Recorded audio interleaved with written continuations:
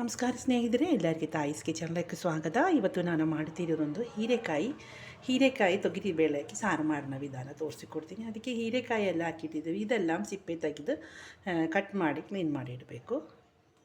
ಹೀರೆಕಾಯಿ ಎಲ್ಲ cut ಮಾಡಿಟ್ಟಿದ್ದೀವಿ. Tomato 2 cut ಮಾಡಿ ಇಟ್ಟಿದ್ದೀವಿ. ಒಂದು 5-6 ಪೀಸು ಬೆಳ್ಳುಳ್ಳಿ, ಒಂದು ಈರುಳ್ಳಿ ಕಟ್ ಮಾಡಿದ್ದು, ಒಂದು 7-8 ಪೀಸು ಹಸಿ ಮೆಣಸಿನ್ಕಾಯಿ ಕಟ್ ಮಾಡಿದ್ದು. ಇದೆಲ್ಲ ಕುಕ್ಕರ್ಲಿ ಹಾಕೋಣ. ತೊಗರಿ ಬೇಳೆ ಕ್ಲೀನ್ ಮಾಡಿದ್ದು ಕುಕ್ಕರ್ಲಿ ಹಾಕೋಣ. ಎಲ್ಲ ಕುಕ್ಕರ್ಲಿ ಹಾಕಿಟ್ಟಿದ್ದೀವಿ. 1 ಟೀ ಸ್ಪೂನು ಖಾರ ಪುಡಿ ಹಾಕೋಣ, ಚಿಲ್ಲಿ ಪೌಡ್ರು, 3/4 ಟೀ ಸ್ಪೂನು ಅರಿಶಿನ ಪೌಡ್ರ್ ಹಾಕೋಣ, 1 ಟೀ ಸ್ಪೂನು ಧನಿಯಾ ಪೌಡ್ರು, ರುಚಿಗೆ ತಕ್ಕಷ್ಟು ಉಪ್ಪು ಹಾಕೋಣ. ಎಷ್ಟು ನೀರು ಬೇಕಂದ್ರೆ ಅಷ್ಟು ನೀರು ಹಾಕಿ 3 ವಿಸಿಲ್ ಕುಕ್ ಮಾಡಬೇಕು. ನೀರು ಹಾಕಿಟ್ಟಿದ್ದೀವಿ. ಲಿಡ್ ಹಾಕಿ ಒಂದು 3-4 ವಿಸಿಲಿಗೆ ಹೋಗಬೇಕು. ಈಗ ಪ್ರೆಷರೆಲ್ಲ ಹೋಗಿದ್ದು ಕುಕ್ಕರ್ ಓಪನ್ ಮಾಡಬೇಕು.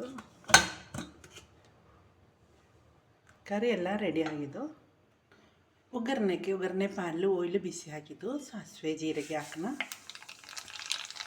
ಒಂದು 5-6 ಪೀಸು ಬೆಳ್ಳುಳ್ಳಿ ಸಿಪ್ಪೆ ತೆಗೆದಿಟ್ಟಿಲ್ಲ, ನಾನೊಂದು ಜಜ್ಜಿ ಹಾಕಿದ್ದು ಹಾಕೋಣ.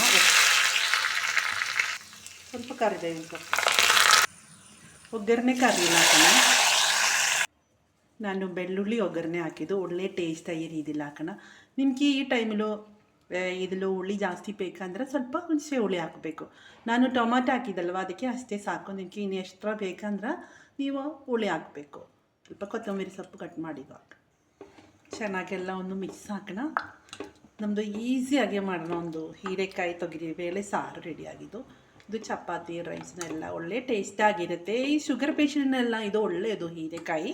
ನೀವೆಲ್ಲ ಇದರಲ್ಲೊಂದು ಟ್ರೈ ಮಾಡಬೇಕು. ನಿಮಗೆ ಈ ರೆಸಿಪಿ ಇಷ್ಟ ಹಂಗೆ ಎಲ್ಲರೂ ಸಬ್ಸ್ಕ್ರೈಬ್, ಲೈಕ್, ಶೇರ್ ಮಾಡಿರಿ. ಫ್ಯಾಮಿಲಿಗೂ ಫ್ರೆಂಡ್ಸಿನೊಂದು ಶೇರ್ ಮಾಡಿ ಎಲ್ಲರನ್ನು ಟ್ರೈ ಮಾಡಬೇಕು. ಓಕೆ, ಬಾಯ್.